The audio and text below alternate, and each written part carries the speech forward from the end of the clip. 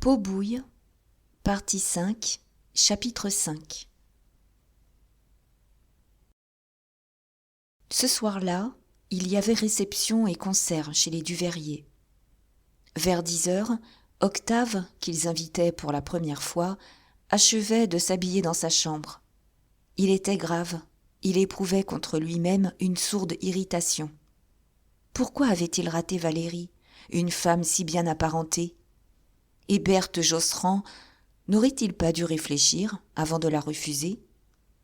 Au moment où il mettait sa cravate blanche, la pensée de Marie Pichon venait de lui être insupportable. 5 mois de Paris, et rien que cette pauvre aventure. Cela lui était pénible, comme une honte, car il sentait profondément le vide et l'inutilité d'une telle liaison. Aussi se jurait-il, en prenant ses gants, de ne plus perdre son temps de la sorte. Il était décidé à agir, puisqu'il pénétrait enfin dans le monde, où les occasions, certes, ne manquaient pas. Mais, au bout du couloir, Marie le guettait. Pichon n'étant pas là, il fut obligé d'entrer un instant. « Comme vous voilà beau, murmura-t-elle. On ne les avait jamais invités chez les Duveyrier, ceux qui l'emplissaient de respect pour le salon du premier étage. D'ailleurs, elle ne jalousait personne, elle ne s'en trouvait ni la volonté ni la force. « Je vous attendrai, reprit-elle en tendant le front. Ne remontez pas trop tard, vous me direz si vous vous êtes amusé. » Octave dut mettre un baiser sur ses cheveux, bien que des rapports se fussent établis, à son gré, lorsqu'un désir ou le désœuvrement le ramenait près d'elle, ni l'un ni l'autre ne se tutoyait encore. Il descendit enfin, et elle, penchée au-dessus de la rampe, le suivait des yeux. À la même minute, tout un drame se passait chez les Josserand. La soirée des Duveyrier où ils se rendaient allait, dans l'esprit de la mère, décider du mariage de Berthe et d'Auguste Vabre. Celui-ci, vivement attaqué depuis 15 jours, hésitait encore, travaillé de doutes évidents sur la question de la dot. Aussi, Madame Josserand, pour frapper un coup décisif, avait-elle écrit à son frère, lui annonçant le projet de mariage et lui rappelant ses promesses, avec l'espoir qu'il s'engagerait dans sa réponse par quelques phrases dont elle tirerait parti. Et toute la famille attendait 9 heures devant le poêle de la salle à manger, habillée, sur le point de descendre, lorsque M. Gourd avait monté une lettre de l'oncle Bachelard, oubliée sous la tabatière de Madame Gourd depuis la dernière distribution. « Ah, enfin !» dit Madame Josserand en décachetant la lettre. Le père et les 2 filles, anxieusement, la regardaient lire. Autour d'eux, Adèle, qui avait dû habiller ces dames, tournait de son air lourd, desservant la table où traînait encore la vaisselle du dîner. Mais Madame Josserand était devenue toute pâle. « Rien, rien, bégaya-t-elle, pas une phrase nette. Il verra plus tard, au moment du mariage, et il ajoute qu'il nous aime bien tout de même. Quel fichu canaille !» Monsieur Josserand, en habit, était tombé sur une chaise. Hortense et Berthe s'assirent également, les jambes cassées. Et elles restaient là, l'une en bleu, l'autre en rose, dans leurs éternelles toilettes retapées une fois de plus. « Je l'ai toujours dit, » murmura le père. « Bachelard nous exploite. Jamais il ne lâchera un sou. » Debout, vêtue de sa robe feu, Madame Josserand relisait la lettre. Puis elle éclata. « Ah, les hommes ! Celui-là, n'est-ce pas ? On le croirait idiot, tant il abuse de la vie. Eh bien, pas du tout. Il a beau n'avoir jamais sa raison, il ouvre l'œil dès qu'on lui parle d'argent. Ah, les hommes !» Elle se tournait vers ses filles, auxquelles cette leçon s'adressait. « C'est au point, voyez-vous, que je me demande quelle rage vous prend de vouloir vous marier. Allez, si vous en aviez par-dessus la tête, comme moi, pas un garçon qui vous aime pour vous et qui vous apporte une fortune sans marchander. Des oncles millionnaires qui, après s'être fait nourrir pendant 20 ans, ne donneraient seulement pas une dot à leur nièce. Des maris incapables. Oh oui, monsieur, incapables. Monsieur Josserand baissa la tête. Cependant, Adèle, sans même écouter, achevait de desservir la table. Mais, tout d'un coup, la colère de madame Josserand tomba sur elle. « Que faites-vous là, à nous moucharder ? Allez donc voir dans la cuisine si j'y suis. » Et elle conclut. « Enfin, tout pour ces vilains moineaux. Et pour nous, une brosse, si le ventre nous démange. Tenez, ils ne sont bons qu'à être fichus dedans. Rappelez-vous ce que je dis. » Hortense et Berthe hochèrent la tête, comme pénétrées de ses conseils. Depuis longtemps, leur mère les avait convaincus de la parfaite infériorité des hommes, dont l'unique rôle devait être d'épouser et de payer. Un grand silence se fit dans la salle à manger fumeuse, où la débandade du couvert, laissé par Adèle, mettait une odeur enfermée de nourriture. Les Josserand, en grande toilette, épars et accablés sur des sièges, oubliaient le concert des Duveyrier, songeaient aux continuelles déceptions de l'existence. Au fond de la chambre voisine, on entendait les ronflements de Saturnin, qu'ils avaient couché de bonne heure. Enfin, Berthe parla. « C'est raté, alors. On se déshabille ?» Mais, du coup, madame Josserand retrouva son énergie. « Hein, quoi ? Se déshabiller ? Et pourquoi donc ? Est-ce qu'ils n'étaient pas honnêtes ? Est-ce que leur alliance n'en valait pas une autre ? Le mariage se ferait quand même, ou elle crèverait plutôt. » Et, rapidement, elle distribua les rôles. Les deux demoiselles reçurent l'ordre d'être très aimables pour Auguste, de ne plus le lâcher tant qu'il n'aurait pas fait le saut. Le père avait la mission de conquérir le vieux Vabre et Duveyrier, en disant toujours comme eux, si cela était à la portée de son intelligence. Quant à elle, désireuse de ne rien négliger, elle se chargeait des femmes. Elle saurait bien les mettre toutes dans son jeu. Puis, se recueillant, jetant un dernier coup d'œil autour de la salle à manger, comme pour voir si elle n'oubliait aucune arme, elle prit un air terrible d'homme de guerre qui conduirait ses filles au massacre et dit ce seul mot d'une voix forte : « Descendons !» Ils descendirent. Dans la solennité de l'escalier, M. Josserand était plein de trouble, car il prévoyait des choses désagréables pour sa conscience trop étroite de brave homme. Lorsqu'ils entrèrent, on s'écrasait déjà chez les Duveyrier. Le piano à queue, énorme, tenait tout un panneau du salon, devant lequel les dames se trouvaient rangées, sur des files de chaises, comme au théâtre, et deux flots épais d'habits noirs débordaient, aux portes laissées grandes ouvertes, de la salle à manger et du petit salon. Le lustre et les appliques, les 6 lampes posées sur des consoles, éclairaient d'une clarté aveuglante de plein jour la pièce blanche et or, dans laquelle tranchait violemment la soie rouge du meuble et des tentures.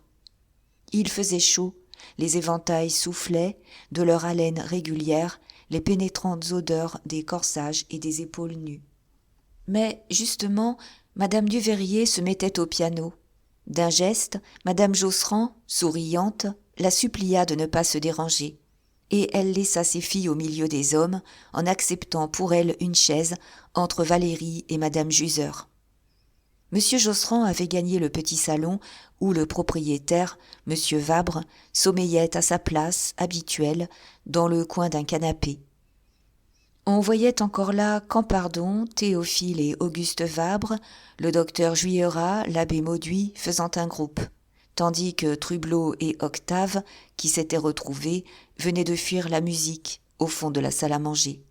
Près d'eux, derrière le flot des habits noirs, Duveyrier, de taille haute et maigre, regardait fixement sa femme assise au piano, attendant le silence. À la boutonnière de son habit, il portait le ruban de la Légion d'honneur, en un petit nœud correct. « Chut, chut, taisez-vous !» murmurèrent des voix amies. Alors, Clotilde Duveyrier attaqua un nocturne de Chopin, d'une extrême difficulté d'exécution. Grande et belle, avec de magnifiques cheveux roux, elle avait un visage long, d'une pâleur et d'un froid de neige. et, dans ses yeux gris, la musique seule allumait une flamme, une passion exagérée, dont elle vivait sans aucun autre besoin d'esprit ni de chair. Duveyrier continuait à la regarder. Puis, dès les premières mesures, une exaspération nerveuse lui amincit les lèvres. Il s'écarta, se tint au fond de la salle à manger. Sur sa face rasée, au menton pointu et aux yeux obliques, de larges plaques rouges indiquaient un sang mauvais, toute une âcreté brûlant à fleur de peau. Trublot, qui l'examinait, dit tranquillement : « Il n'aime pas la musique. »« Moi non plus, » répondit Octave. « Oh, vous, ça n'a pas le même inconvénient. »« Un homme, mon cher, qui avait toujours eu de la chance, pas plus fort qu'un autre, mais poussé par tout le monde, d'une vieille famille bourgeoise, un père ancien président, attaché au parquet dès sa sortie de l'école, puis juge suppléant à Reims, de là juge à Paris, au tribunal de première instance, décoré, et enfin conseiller à la cour avant 45 ans. Hein ? C'est raide. Mais il n'aime pas la musique, le piano a gâté sa vie. On ne peut pas tout avoir. » Cependant, Clotilde enlevait les difficultés avec un sang-froid extraordinaire. Elle était à son piano comme une écuyère sur son cheval. Octave s'intéressa uniquement au travail furieux de ses mains. « Voyez donc ses doigts, dit-il, c'est épatant. Ça doit lui faire mal au bout d'un quart d'heure. » Et tous deux causèrent des femmes sans s'occuper davantage de ce qu'elles jouaient. Octave éprouva un embarras en apercevant Valérie. Comment agirait-il tout à l'heure ? Lui parlerait-il ou feindrait-il de ne pas la voir ? Trublot montrait un grand dédain. Pas une encore qui aurait fait son affaire.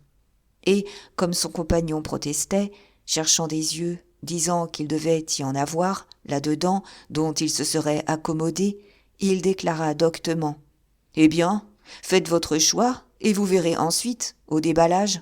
Hein ? Pas celle qui a des plumes, là-bas, ni la blonde à la robe mauve, ni cette vieille, bien qu'elle soit grasse, au moins. Je vous le dis, mon cher, c'est idiot de chercher dans le monde. Des manières et pas de plaisir. » Octave souriait. Lui avait sa position à faire. Il ne pouvait écouter seulement son goût, comme Trublot, dont le père était si riche. Une rêverie l'envahissait devant ces rangées profondes de femmes. Il se demandait laquelle il aurait prise pour sa fortune et sa joie, si les maîtres de la maison lui avaient permis d'en emporter une. Brusquement, comme il les pesait du regard, les unes après les autres, il s'étonna. « Tiens, ma patronne, elle vient donc ici ?»« Vous l'ignoriez, » dit Trublot. « Malgré leur différence d'âge, madame Hédouin et madame Duveyrier sont deux amies de pension.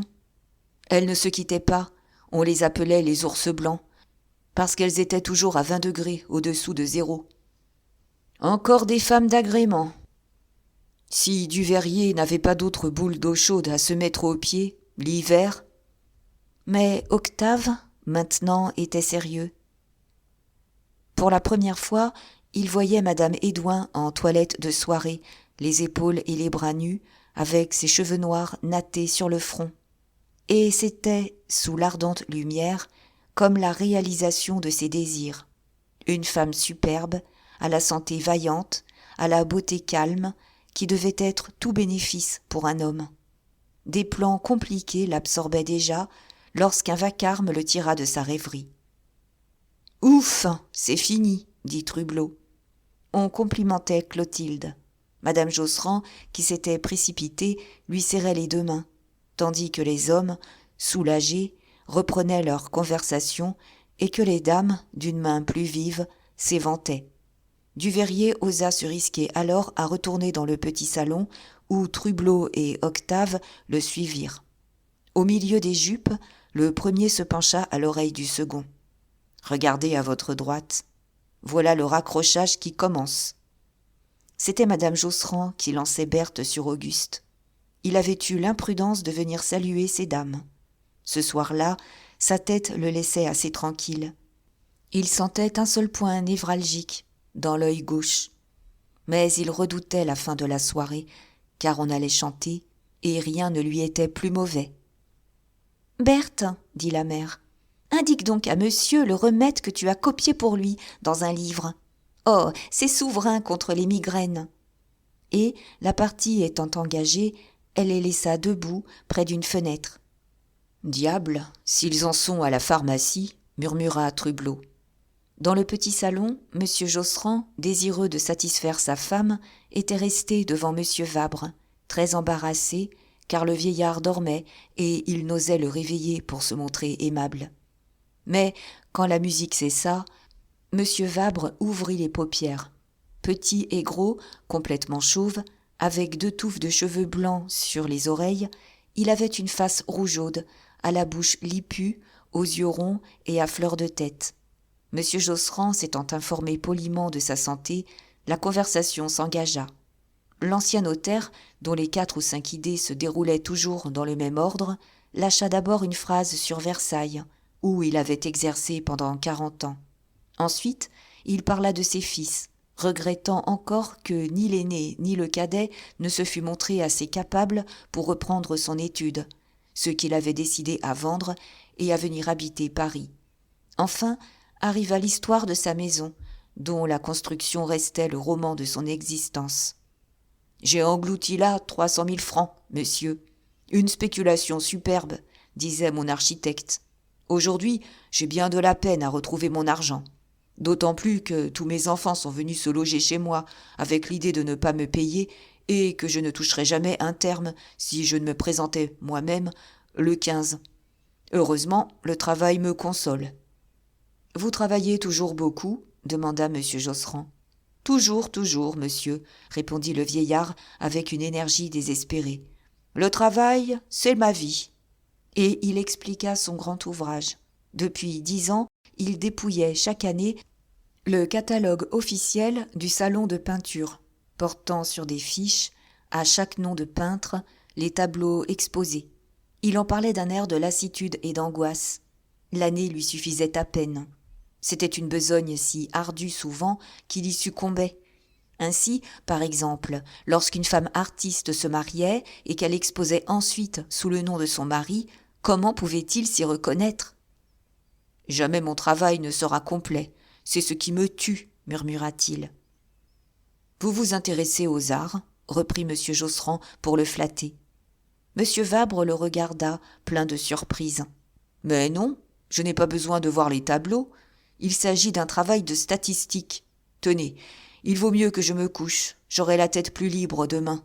Bonsoir, monsieur. » Il s'appuya sur une canne qu'il gardait même dans l'appartement et se retira d'une marche pénible, les reins déjà gagnés par la paralysie. M. Josserand restait perplexe. Il n'avait pas très bien compris. Il craignait de ne pas avoir parlé des fiches avec assez d'enthousiasme. Mais un léger brouhaha, qui vint du grand salon, ramena Trublot et Octave près de la porte. Ils virent entrer une dame d'environ 50 ans, très forte et encore belle, suivie par un jeune homme correct, l'air sérieux. « Comment ? Ils arrivent ensemble ?» murmura Trublot. « Eh bien, ne vous gênez plus. » C'était Madame d'Ambreville et Léon Josserand. Elle devait le marier, puis elle l'avait gardé pour son usage, en attendant. Et ils étaient en pleine lune de miel, ils s'affichaient dans les salons bourgeois. Des chuchotements coururent parmi les mères ayant des filles à caser. Mais Madame Duveyrier s'avançait au-devant de Madame d'Ambreville, qui lui fournissait des jeunes gens pour ses chœurs. Tout de suite, Madame Josserand la lui enleva et la combla d'amitié, réfléchissant qu'elle pouvait avoir besoin d'elle. Léon échangea un mot froid avec sa mère. Pourtant, depuis sa liaison, celle-ci commençait à croire qu'il ferait tout de même quelque chose. « Berthe ne vous voit pas, dit-elle à Madame d'Ambreville. Excusez-la, elle est en train d'indiquer un remède à Monsieur Auguste. »« Mais ils sont très bien ensemble. Il faut les laisser, » répondit la dame, qui comprenait, sur un coup d'œil. Toutes deux, maternellement, regardèrent Berthe. Elle avait fini par pousser Auguste dans l'embrasure de la fenêtre, où elle l'enfermait de ses jolis gestes. Il s'animait, il risquait la migraine. Cependant, un groupe d'hommes graves causait politique dans le petit salon. La veille, à propos des affaires de Rome, il y avait eu une séance orageuse au Sénat où l'on discutait l'adresse. et le docteur Juillerat, d'opinion athée et révolutionnaire, soutenait qu'il fallait donner Rome au roi d'Italie, tandis que l'abbé Mauduit, une des têtes du parti ultramontain, prévoyait les plus sombres catastrophes si la France ne versait pas jusqu'à la dernière goutte de son sang pour le pouvoir temporel des papes. Peut-être trouverait-on encore un modus vivendi acceptable de part et d'autre, fit remarquer Léon Josserand, qui arrivait. Il était alors secrétaire d'un avocat célèbre, député de la gauche. Pendant 2 années, n'ayant à espérer aucune aide de ses parents, dont la médiocrité d'ailleurs l'enrageait, il avait promené sur les trottoirs du quartier latin une démagogie féroce.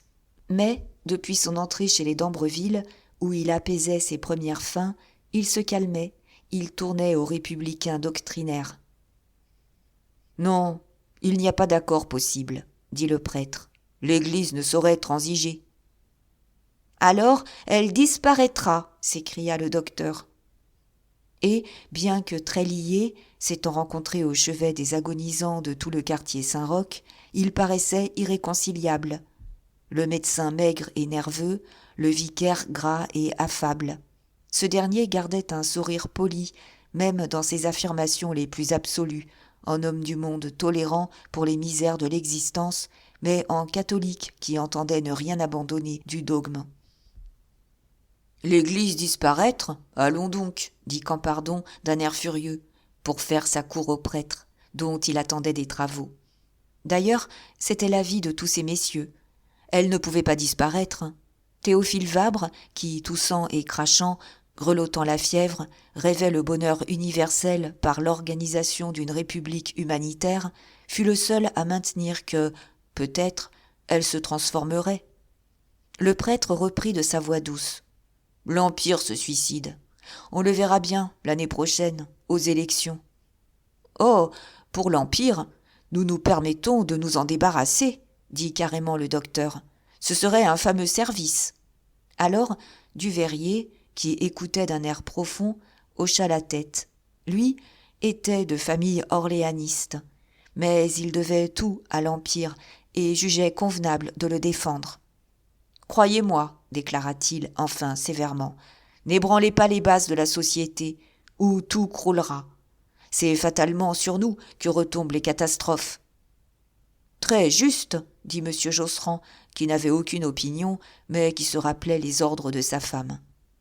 Tous parlèrent à la fois. Aucun n'aimait l'Empire.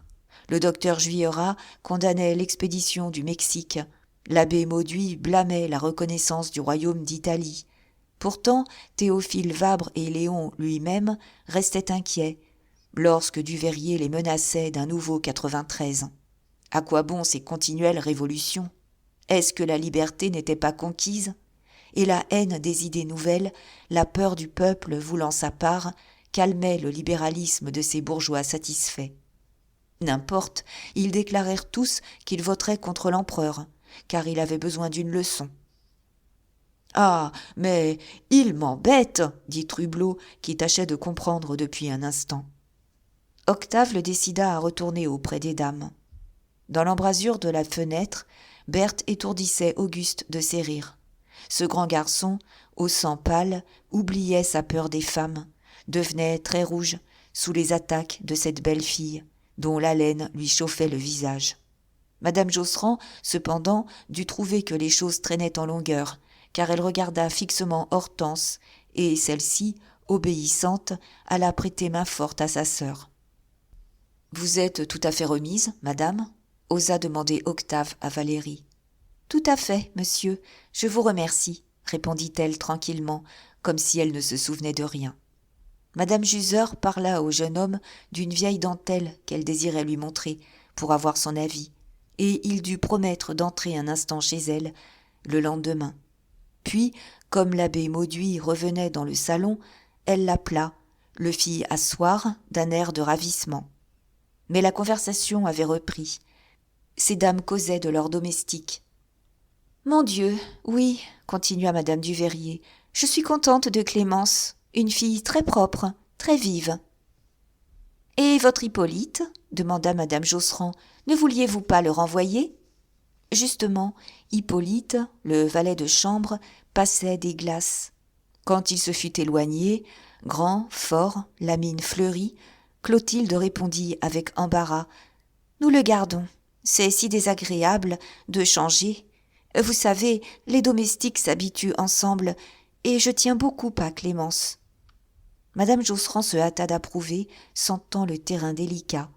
On espérait les marier ensemble un jour, et l'abbé Mauduit, que les Duveyrier avaient consulté en cette affaire, hochait doucement la tête, comme pour couvrir une situation connue de toute la maison, mais dont personne ne parlait. Ces dames, du reste, ouvraient leur cœur. Valérie, le matin, avait encore envoyé une bonne, ce qui faisait 3 en 8 jours. Madame Juseur venait de se décider à prendre aux enfants assistés une petite de 15 ans pour la dresser.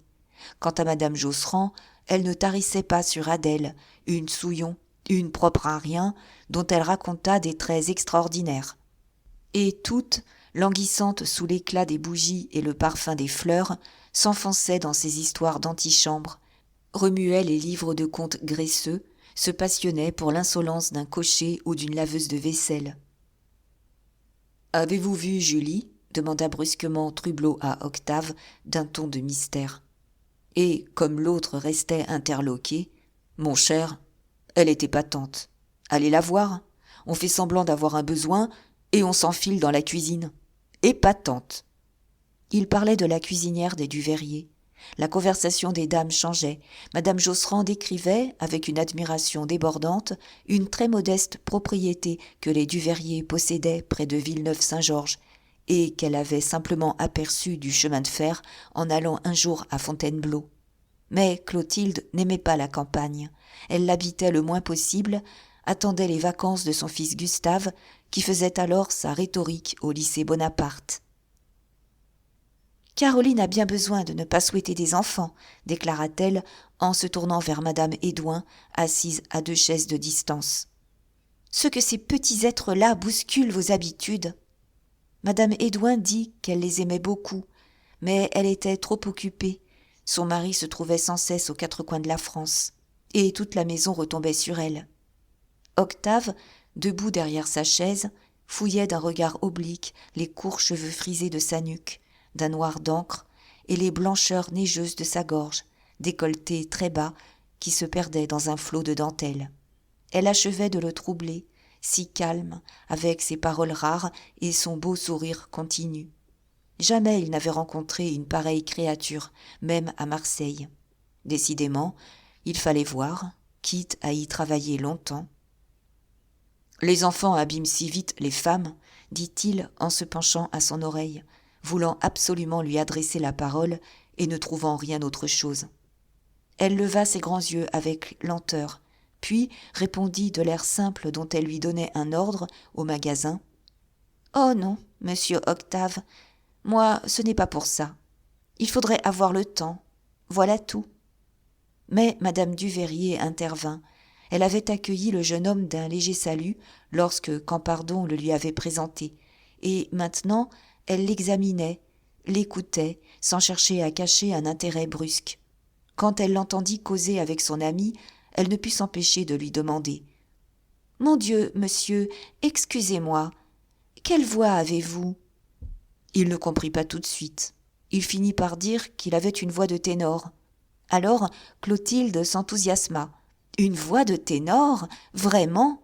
Mais c'était une chance. Les voix de ténor se faisaient si rares. » Ainsi, pour la bénédiction des poignards, qu'on allait chanter à l'instant, elle n'avait jamais pu trouver plus de 3 ténors dans sa société, lorsqu'il lui en aurait fallu au moins 5. Et, excitée tout d'un coup, les yeux luisants, elle se retenait pour ne pas l'essayer immédiatement au piano. Il dut promettre de venir un soir. Trublot, derrière lui, le poussait du coude, goûtant des joies féroces dans son impassibilité. « Hein ? Vous en êtes ?» murmura-t-il quand elle se fut éloignée. « Moi, mon cher, elle m'a d'abord trouvé une voix de baryton. Puis, voyant que ça ne marchait pas, elle m'a essayé comme ténor. Ça n'a pas mieux marché, et elle s'est décidée à m'employer ce soir comme basse. Je fais un moine. » Mais il dut quitter Octave. Madame Duveyrier précisément l'appelait, On allait chanter le chœur, le grand morceau de la soirée. Ce fut un remue-ménage.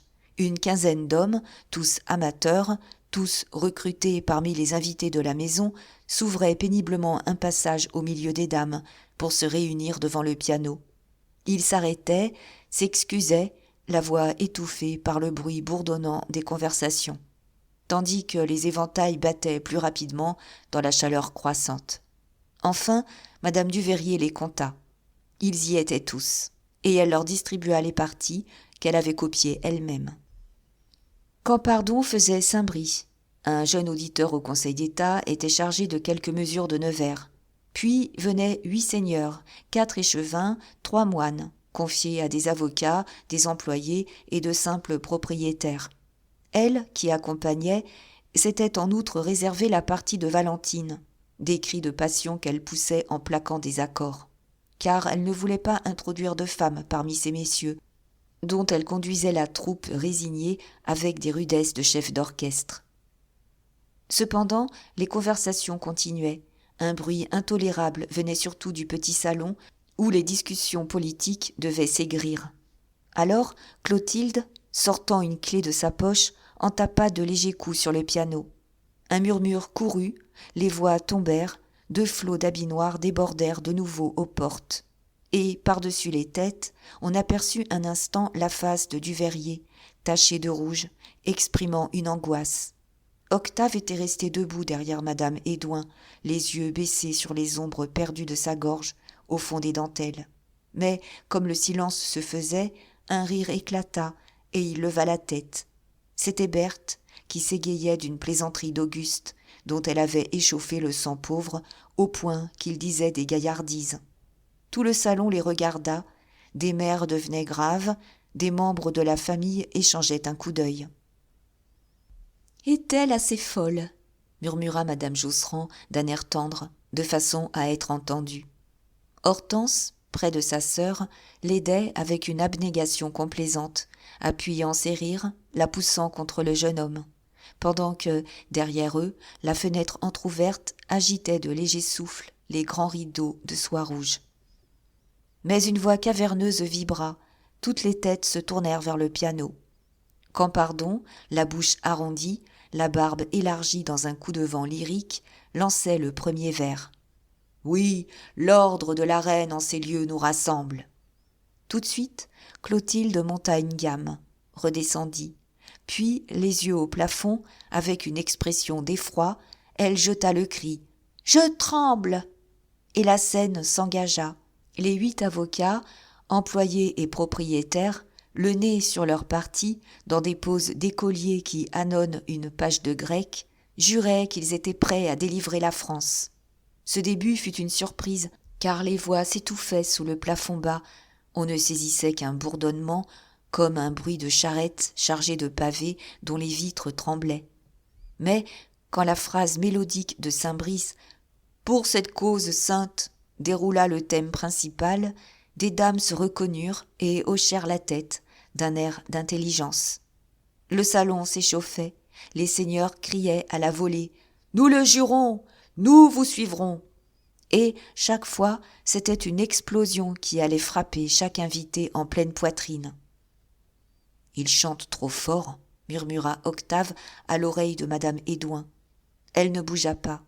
Alors, comme les explications de Nevers et de Valentine l'ennuyaient, d'autant plus que l'auditeur au Conseil d'État était un faux baryton, il correspondit avec Trublot qui, en attendant l'entrée des moines, lui indiquait, d'un pincement de paupières, la fenêtre où Berthe continuait d'emprisonner Auguste. Maintenant, ils y étaient seuls, dans l'air frais du dehors, tandis que, l'oreille tendue, Hortense se tenait en avant, appuyée contre le rideau, dont elle tordait l'embrasse, machinalement. Personne ne les regardait plus. Madame Josserand et Madame d'Ambreville avaient elles-mêmes détourné les yeux, après un échange instinctif de regards. Cependant, Clotilde, les mains sur le clavier, emportée et ne pouvant risquer un geste, allongeait le cou en adressant au pupitre ce serment destiné à Nevers. « Ah, d'aujourd'hui tout mon sang est à vous !» Les échevins étaient entrés. un substitut, 2 avoués et un notaire. Le quatuor faisait rage. La phrase « pour cette cause sainte » revenait, élargie, soutenue par la moitié du chœur, dans un épanouissement continu. Campardon, la bouche de plus en plus arrondie et profonde, donnait les ordres du combat, avec un roulement terrible des syllabes. Et, tout d'un coup, le chant des moines éclata. Trublot psalmodiait du ventre pour atteindre les notes basses. Octave, ayant eu la curiosité de le regarder chanter, demeura très surpris quand il reporta les yeux vers la fenêtre. Comme soulevé par le cœur, Hortense venait de dénouer l'embrasse, d'un mouvement qui pouvait être involontaire. Et le grand rideau de soie rouge, en retombant, avait complètement caché Auguste et Berthe. Ils étaient là, derrière, accoudés à la barre d'appui, sans qu'un mouvement trahît leur présence. Octave ne s'inquiéta plus de Trublot, qui justement bénissait les poignards. « Poignards sacrés, par nous soyez bénis !» Que pouvait-il bien faire sous ce rideau ? La strette commençait. Au ronflement des moines, le chœur répondait « À mort, à mort, à mort !» Et il ne remuait pas. Peut-être regardait-il simplement les fiacres passer, pris de chaleur. Mais la phrase mélodique de Saint-Brice reparaissait encore. Toutes les voix peu à peu la lançaient à pleine gorge, dans une progression, dans un éclat final d'une puissance extraordinaire. C'était comme une rafale qui s'engouffrait au fond de l'appartement trop étroit, effarant les bougies, pâlissant les invités, dont les oreilles saignaient. Clotilde, furieusement, tapait sur le piano, enlevait ces messieurs du regard. Puis les voix s'apaisèrent, chuchotèrent. À minuit, point de bruit. Et elle continua seule, elle mit la sourdine, fit sonner les pas cadencés et perdus d'une ronde qui s'éloigne. Alors, brusquement, dans cette musique mourante, dans ce soulagement après tant de vacarme, on entendit une voix qui disait « Vous me faites du mal !» Toutes les têtes, de nouveau, s'étaient tournées vers la fenêtre. Madame d'Ambreville avait bien voulu se rendre utile en allant relever le rideau, et le salon regardait Auguste confus et Berthe très rouge, encore adossée à la barre d'appui. « Qu'y a-t-il donc, mon trésor ?» demanda madame Josserand d'un air empressé. « Rien, maman. C'est monsieur Auguste qui m'a cogné le bras avec la fenêtre. J'avais si chaud. » Elle rougissait davantage. Il y eut des sourires pincés, des mots de scandale.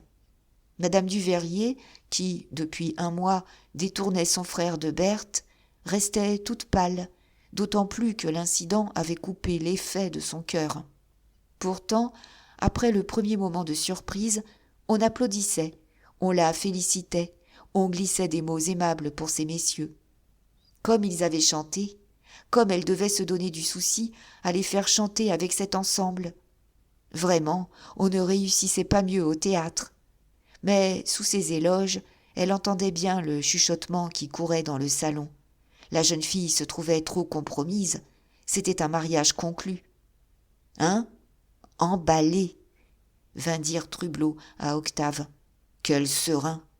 Comme s'il n'aurait pas dû la pincer pendant que nous gueulions.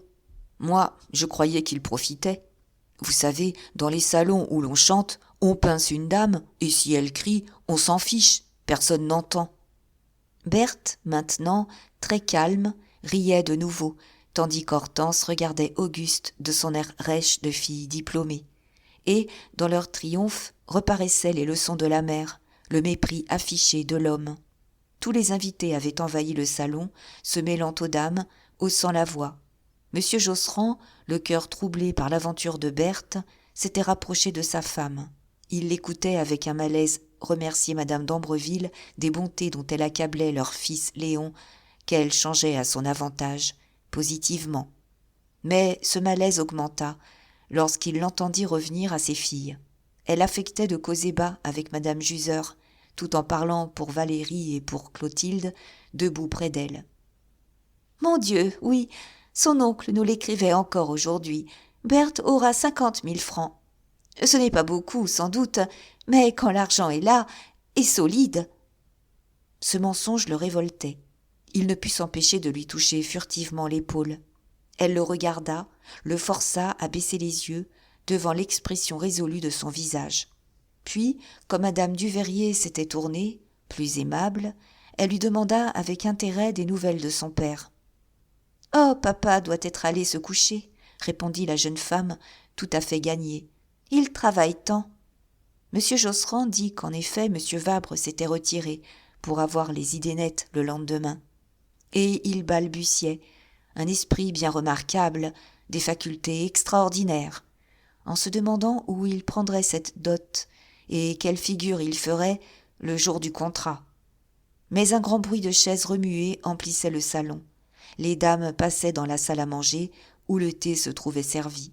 Madame Josserand, victorieuse, s'y rendit, entourée de ses filles et de la famille Vabre. Bientôt, il ne resta plus, au milieu de la débandade des sièges, que le groupe des hommes sérieux. Campardon s'était emparé de l'abbé Mauduit.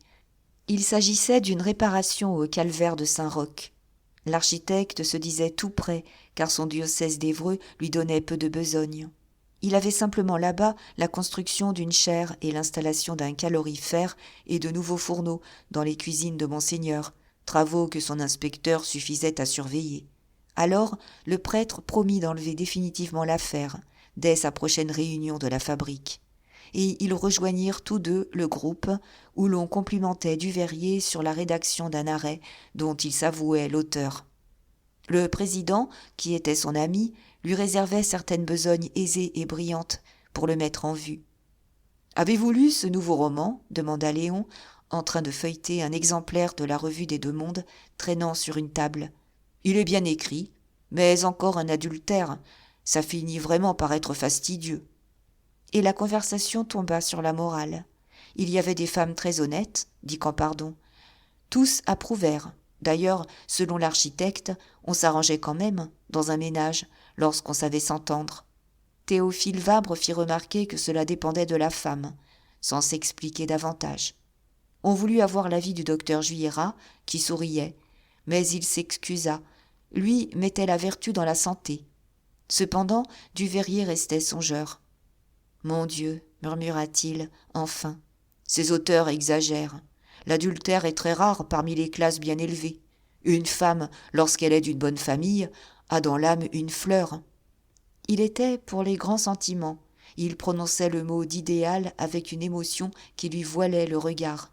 Et il donna raison à l'abbé Mauduit quand ce dernier parla de la nécessité des croyances religieuses chez l'épouse et chez la mère. La conversation fut ainsi ramenée vers la religion et la politique, au point où ces messieurs l'avaient laissée. Jamais l'Église ne disparaîtrait, parce qu'elle était la base de la famille, comme elle était le soutien naturel des gouvernements. « À titre de police, je ne dis pas, » murmura le docteur. Duveyrier n'aimait point, du reste, qu'on parlât politique chez lui, et il se contenta de déclarer sévèrement, en jetant un coup d'œil dans la salle à manger, où Berthe et Hortense bourraient Auguste de sandwich. « Il y a, messieurs, un fait prouvé qui tranche tout. La religion moralise le mariage. » Au même instant, Trublot, assis sur un canapé, près d'Octave, se penchait vers celui-ci. « À propos, » demanda-t-il, « voulez-vous que je vous fasse inviter chez une dame où l'on s'amuse ?» Et, comme son compagnon désirait savoir quel genre de dame, il ajouta, en désignant d'un signe le conseiller à la cour, « sa maîtresse. »« Pas possible, » dit Octave, stupéfait.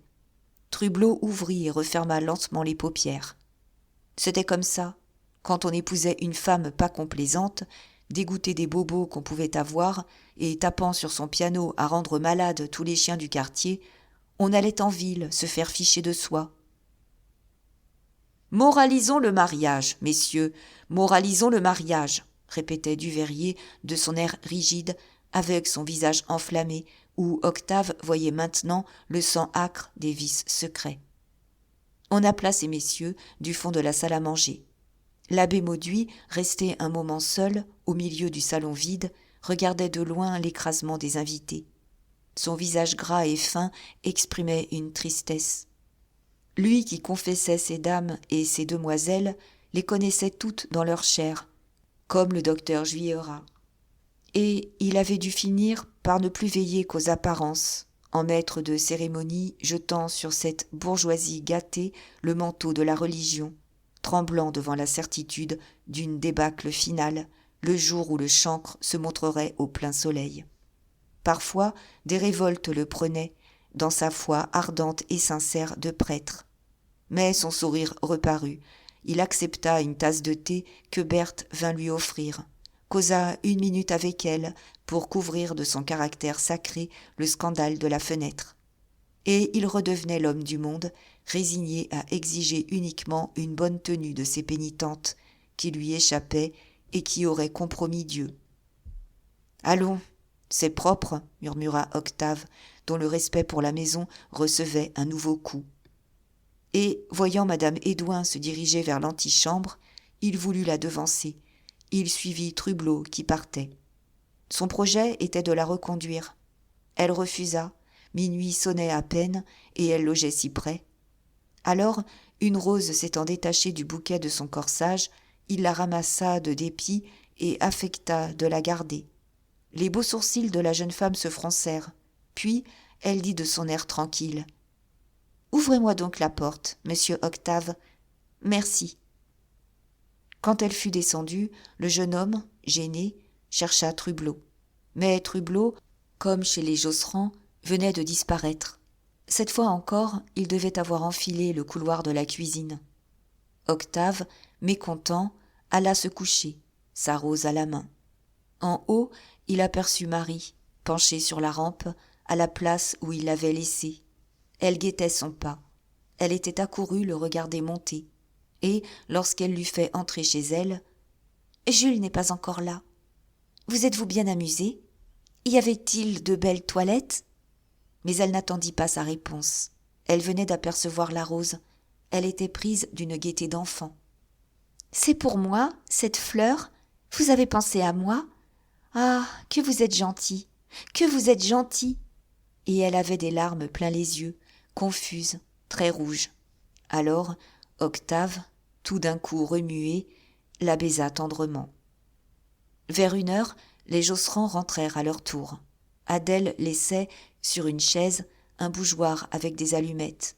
Quand la famille, qui n'avait pas échangé une parole en montant, se retrouva dans la salle à manger, d'où elle était descendue désespérée, elle céda brusquement à un coup de joie folle, délirant, se prenant par les mains, dansant une danse de sauvage autour de la table. Le père lui-même obéit à la contagion. La mère battait des entrechats, les filles poussaient de petits cris inarticulés, tandis que la bougie, au milieu, détachait leurs grandes ombres qui cabriolaient le long des murs. « Enfin, c'est fait !» dit madame Josserand, essoufflée, en tombant sur un siège. Mais elle se releva tout de suite, dans une crise d'attendrissement maternel, et elle courut poser 2 gros baisers sur les joues de Berthe. « Je suis contente, bien contente de toi, ma chérie. Tu viens de me récompenser de tous mes efforts. Ma pauvre fille, c'est donc vrai, cette fois !» Sa voix s'étranglait, son cœur était sur ses lèvres. Elle s'écroulait dans sa robe feu, sous le poids d'une émotion sincère et profonde, tout d'un coup anéantie, à l'heure du triomphe, par les fatigues de sa terrible campagne de 3 hivers. Berthe dut jurer qu'elle n'était pas malade, car sa mère la trouvait pâle, se montrait aux petits soins, voulait absolument lui faire une tasse de tilleul. Quand la jeune fille fut couchée, elle revint pieds nus l'aborder avec précaution, comme aux jours déjà lointains de son enfance. Cependant, M. Josserand, la tête sur l'oreiller, l'attendait. Elle souffla la lumière, elle l'enjamba pour se mettre au fond. Lui réfléchissait, repris de malaise, la conscience brouillée par la promesse d'une dot de 50 000 francs. Et il se hasarda à dire tout haut ses scrupules. Pourquoi promettre quand on ne sait si l'on pourra tenir ? Ce n'était pas honnête. « Pas honnête !» cria dans le noir madame Josserand, en retrouvant sa voix féroce. « Ce qui n'est pas honnête, monsieur, c'est de laisser monter ces filles en graines. Oui, en graines. Tel était votre rêve, peut-être. Parbleu, nous avons le temps de nous retourner. Nous en causerons, nous finirons par décider son oncle. Et apprenez, monsieur, que dans ma famille, on a toujours été honnête. »